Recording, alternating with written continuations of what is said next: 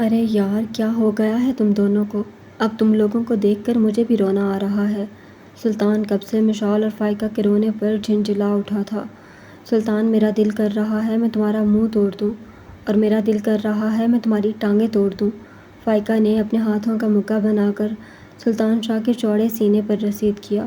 مجھ بیچارے کی جان لینی ہے کیا؟ سلطان نے دونوں کو دیکھتے سخت گوری سے نوازا۔ میرا دل واقعہ ہی یہی چاہ رہا ہے۔ دونوں ایک ساتھ بولیں۔ سلطان کہکا لگا اٹھا۔ اس کے ایک بازو پر فائقہ سر رکھے ہوئے تھی تو دوسری جانب مشال تھی۔ اس وقت وہ سلطان مینشن میں موجود تھا۔ سارے ملازم اسے دیکھ کر حیرت زدہ اور کافی خوش تھے۔ اچھا یار، لے لینا جان، تم دونوں کے لیے ہی تو جی رہا ہوں۔ باری باری دونوں کے ماتھے پر محبت بھرا بوسہ دیا تھا۔ فائقہ، دعا کرو تمہارا شوہر کھڑوس سلطان جیسا نہ نکلے۔ مشال نے آنکھیں گھماتے ہوئے فائقہ کے کندھے پر ہاتھ رکھتے آنکھ مار کر اسے کہا تو اس نے بھی حامی میں سر ہلایا۔ او ہیلو ہنی، کیا مطلب ہے میرے جیسا نہ نکلے؟ سلطان نے اس کا چہرہ ٹھوڑی سے تھامتے اپنے سامنے کرتے حیرانگی سے پوچھا۔ دیکھو فائقہ، تمہارے بھائی کو ہواؤں میں باتیں کرنی آتی ہیں، بیوی کے ساتھ ٹائم سپینڈ کرنا تو ہمیں آتا ہی نہیں کہ بیوی کے لیے ہم آتے ہوئے کوئی اچھا سا گفٹ لے آئیں۔ اتنا ان رومانٹک شوہر ہے نا میرا۔ مشال نے اپنی پیشانی پر ہاتھ رکھتے فرضی پریشانی چہرے پر سجا کر کہا۔ فائقہ نے حوصلہ دینے والے انداز میں اپنی بھابھی کا کندھا تھپ تھپایا۔ سلطان کا منہ کھل گیا دونوں کی حرکات دیکھ کر۔ وہ دونوں اس کے سینے پر سر رکھے اس کے بارے میں ہی الٹی سیدھی باتیں کر رہی تھیں۔ بالکل ٹھیک کہا آپ نے بھابھی، میں نے لالا کو کبھی نہیں دیکھا آپ کے ساتھ پیار سے بات کرتے ہوئے، نہ کبھی انہوں نے آپ کو یہ کہا ہے کہ میرے لیے سجو سنورو، نہ کبھی آپ کو رومانٹک ڈیٹ پر لے کر گئے ہیں۔ ہائے اللہ، اگر میرے شوہر نے بھی میرے ساتھ ایسا ہی کیا نا تو میں تو کبھی رخصتی نہیں کرواؤں گی۔ فائقہ نے مشال کی طرح فرضی پریشانی چہرے پر سجا کر کہا۔ مشال نے بھی اس مرتبہ اس کا کندھا تھپ تھپایا۔ میں سمجھ سکتی ہوں، تمہیں سوچ کر اتنا برا لگ رہا ہے، میرا کیا حال ہوتا ہوگا۔ میرے شوہر نے تو کبھی اس طرح نہیں۔ چپ کر جاؤ تم دونوں۔ اور گڑیا، تم کیا کہہ رہی ہو کہ میں تمہاری بھابھی سے پیار سے بات نہیں کرتا؟ ابھی کیا میں اسے کاٹ کھانے کو دوڑ رہا ہوں؟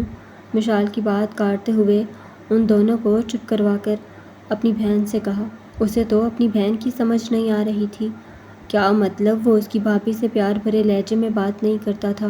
دیکھیں نا بھیا، اگر آپ میری بھابھی سے پیار کرتے ہوتے تو پھر ابھی تک میں پھپھو بن جاتی۔ فائقہ کے منہ میں جو آیا اس نے بول دیا۔ جب اپنے لفظوں پر غور کیا تو اپنے لبوں پر ہاتھ جما کر سر جھکا گئی۔ مشال کا چہرہ شرم سے سرخ پڑ گیا۔ فائقہ اسے پھنسا چکی تھی۔ سلطان نے بامشکل اپنی مسکراہٹ پر قابو پایا۔ مشال کا چہرہ ٹھوڑی سے تھام کر اپنی طرف کرتے آنکھ ماری اور کمرے کی طرف اشارہ کیا، جیسے کہنا چاہ رہا تھا کہ ایک دفعہ کمرے میں چلو، پھر تمہیں بتاتا ہوں میں کتنا ان رومانٹک بندہ ہوں۔ خانم، کیا ہوا؟ تم خوش نہیں ہو سلطان کے لوٹ آنے پر؟ حدیقہ خانم کا اترا ہوا اداس چہرہ دیکھتے ہوئے زرون خان نے پریشانی سے پوچھا۔ نہیں، ایسی بات نہیں ہے، میں بہت خوش ہوں خان۔ اتنے دکھ غم دیکھنے کے بعد میری مشال کو خوشیاں ملی ہیں۔ اب بس میری نور جلدی سے ٹھیک ہو جائے اور جنت کو میں کسی اچھے انسان کے حوالے کر دوں، مشال کو پھر سے مسکراتے دیکھوں۔ حدیقہ خانم نے اپنی پریشانی کی وجہ بتائی، جسے سن کر زرون خان بے اختیار مسکرا دیا تھا۔ او یار خانم، انشاءاللہ سب ٹھیک ہو جائے گا۔ اچھا سوچو، ہماری نور بھی ٹھیک ہو جائے گی۔ باقی آئی جنت کی بات، اب تو سلطان بھی لوٹ آیا ہے۔ اتنے مشکل اور اتنے وقت کے بعد دونوں بہن بھائی ملے ہیں۔ مطلب تھوڑا وقت ایک دوسرے کے ساتھ گزارنے دو۔ مجھے نہیں لگتا کہ سلطان ابھی اسے رخصت کرنے کے بارے میں سوچے گا بھی، اور ہماری مشال تو سلطان کو دیکھ کر ویسے ہی خوش ہے جیسے پہلے ہوا کرتی تھی۔ یہ بھی ہے، لیکن ضرور میں اپنی نور کے لیے بہت پریشان ہوں۔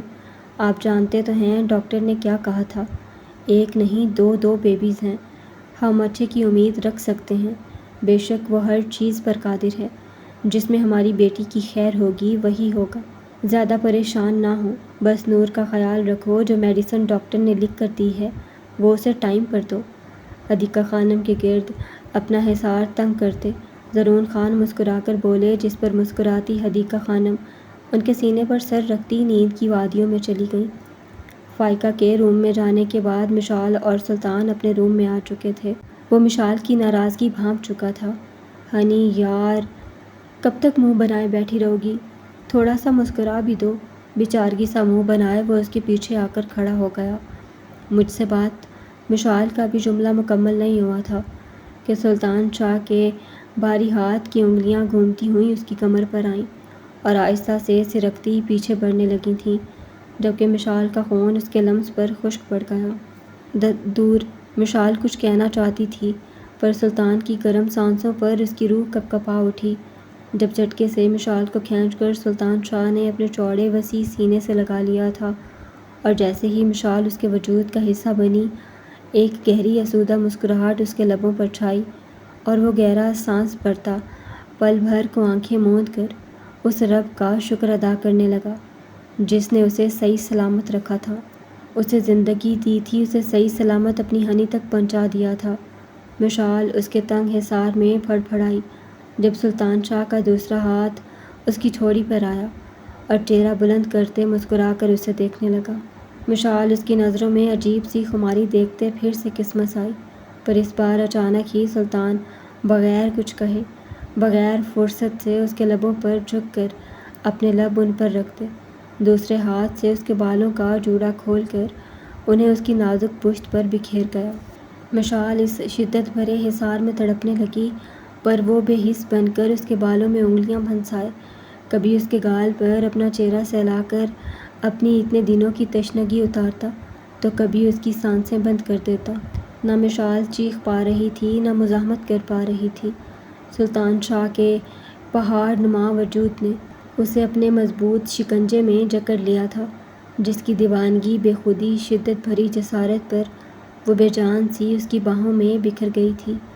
سلطان کی مسکراتی نظریں اسے دکھتی اس کی پیٹھ سہلانے لگی تو گال اس کی گال سے ملائے وہ سہلانے لگا۔ پلیز سلطان۔ مشال سے اپنے پاؤں پر کھڑا نہیں ہوا جا رہا تھا۔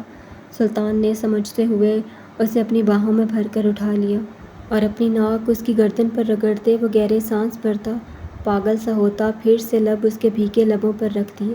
مشال کو لگا وہ آج اسے مار دے گا۔ وہ بنا پانی کی مچھلی کی طرح تڑپنے لگی۔ یہ نہیں تھا وہ پہلی بار اس کی جنونیت سہ رہی تھی، لیکن آج اس کا انداز کچھ الگ، بدلا بدلا سا جنونیت اور شدت سے بھرپور تھا۔ شش! مشال سسکی، تبھی اس کے نازک وجود کو سینے سے لگاتے ہوئے سلطان نے اس کی پیٹھ سہلائی اور کسی بچے کی طرح بہلاتا ہوا مسکرا رہا تھا، جیسے زندگی واپس اس کی قید میں آ گئی تھی۔ بہت تڑپا ہوں تمہیں محسوس کرنے کے لیے، تمہیں دیکھنے کے لیے ہنی۔ مشال کے ہاتھ کی انگلیوں کو لبوں سے چھوتا ہوا سلطان صوفے پر بیٹھا اور اسے اپنی گود میں بٹھا کر اس کے نقوش کو چھوتا، جیسے پورے 3 مہینے کا حساب لینے لگا۔ مشال کا پہلے ہی تنفس بگڑا ہوا تھا، اس کی پھر سے جسارتوں پر سسک اٹھی۔ چھوڑو مجھے سلطان۔ مشال کے ہاتھ جھٹکنے پر سلطان نے چونک کر اس کے چہرے کو دیکھا۔ میں ناراض ہوں، مجھے چھونا مت اب۔ مشال بھرائی آواز میں غرائی اور سلطان شاہ اس کی بات سنتے ہنس پڑا۔ مجھ سے ناراضگی میری جان، میں نے بتایا تو، بہت مس کیا تھا میں نے تمہیں۔ اگر میری حالت ٹھیک ہوتی میں 2 سے 3 دنوں میں ہی بھاگا دوڑا تمہارے پاس آ جاتا۔ سلطان سرگوشی میں بولا اور پھر اس کے جبڑے کو پکڑ کر اس کے لبوں کو قریب کرتا، نرمی سے چھوتا مشال کو بدحواس کر رہا تھا۔ تم مجھے کال تو کر سکتے تھے، میں آ جاتی آپ کے پاس۔ مجھے تو لگ رہا تھا میں تمہارا انتظار کرتے کرتے ہی مر جاؤں۔ Shut up! کچھ غلط بولا، مار کھاؤ گی مجھ سے۔ سلطان نے اس کا جملہ سننے سے پہلے جھڑک کر سرد آواز میں کہتے چپ کروا دیا کہ مشال ساکت سی چپ کر گئی۔ اس کے الفاظ اس کے لبوں میں ہی کہیں دب چکے تھے۔ اب میں آ گیا ہوں نا ہنی، بھول جاؤ برے دن جو گزر چکے ہیں۔ مشال کے دونوں ہاتھوں کو اپنے ہاتھوں میں قید کیے سلطان نے اس کی گردن پر اپنی ناک کو رگڑا۔ مشال لبوں کو دانتوں تلے دبائے آنکھیں بند کیے اپنا ایک ہاتھ سلطان کی قید سے چھڑواتی مضبوطی سے اس کی شرٹ کو پکڑے سانسیں روک گئی تھی۔ ہنی، میں نے تمہیں بہت مس کیا ہے، تمہاری ایک ایک ادا کو، تمہارے جسم کے ہر حصے کو، تمہارے لبوں سے نکلنے والے ہر الفاظ کو۔ میں نے اتنا مس کیا ہے تمہیں کہ جب رات کی تنہائی میں ہوتا تھا مجھے ایسا لگتا تھا کہ تم میری آغوش میں ہو۔ تم میرے پاس ہو، بالکل قریب ہو، اتنی قریب جتنا میں اس وقت تمہاری سانسوں کے قریب ہوں۔ سلطان نے اپنا چہرہ اس کے بالوں میں سہلایا۔ مشال کے ریشمی سیاہ بال بکھر کر اس کی پیٹھ پر پھیل گئے۔ اپنے گزرے 3 مہینے کو پھر سے یاد کرتی مشال بنا آواز کے روتے ہوئے خاموشی سے سسکیاں دبائے اس کی گردن میں چہرہ چھپا گئی تھی۔ ہنی میری جان، سلطان نے ایک محبت بھری سرگوشی اس کے کان میں کی جس سے مشال کی سسکی نکل گئی۔ اچھا یار، رو مت میری جان۔ سلطان شاہ نے اس کے گرد اپنا حصار مزید تنگ کیا۔ I love you so much۔ Mashal کے لب نے بے ساختہ سلطان کے گالوں پر آئے۔ اس کی آنکھیں بھیگ چکی تھیں۔ سلطان نے اس کا چہرہ ہاتھوں میں تھام کر اس کی پیشانی پر لب رکھے تاکہ اس کا رونا بند ہو۔ مشال سختی سے آنکھیں بند کیے اس کے لمس کو محسوس کرنے لگی۔ آنسو ابھی بھی بہہ رہے تھے۔ سلطان اس کے آنسو لبوں سے چننے لگا۔ مشال نے اس کی گردن میں بازو حائل کیے، وہ اس کے جذبات کو مزید بھڑکا رہی تھی۔ سلطان نے اس کی نم آنکھوں میں دیکھا اور اس کے لبوں پر جھکتے اسے اور خود کو سکون پہنچانے لگا۔ کئی لمحے اس پر اپنی شدتیں نچھاور کرنے کے بعد پیچھے ہوا۔ مشال لمبے سانس لے رہی تھی۔